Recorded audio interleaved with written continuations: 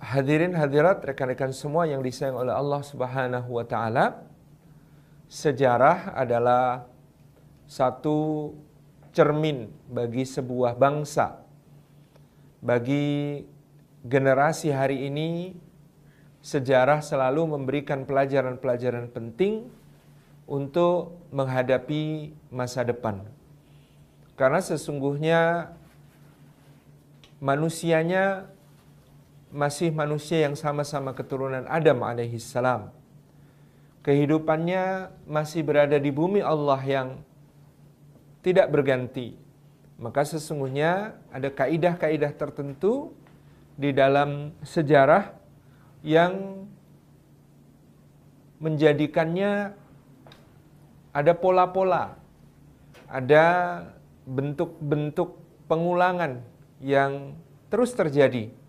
Sehingga dengan demikian kita terus bisa belajar dari masa lalu, dari sejarah, untuk kemudian melihat dan menghadapi, bersiap, menyiapkan bekal untuk menghadapi masa depan.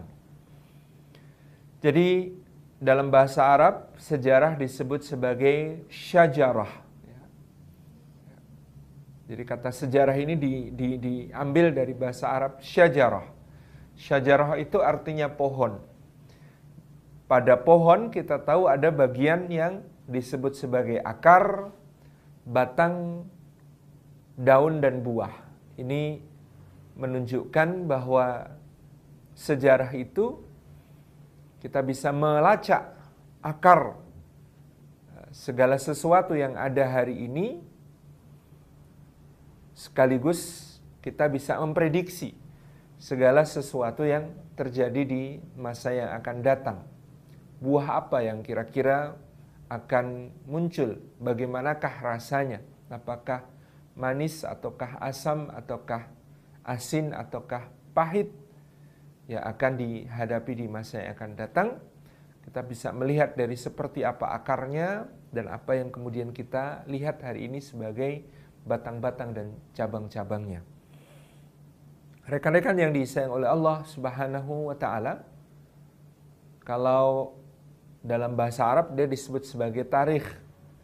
Nah, tarikh ini sendiri juga kemudian mencerminkan satu gambaran tentang ketersinambungan antara masa lalu, masa kini, dan masa depan. Bahkan bagi setiap bangsa ada pola-pola yang oleh para ahli sejarah disebut akan berulang.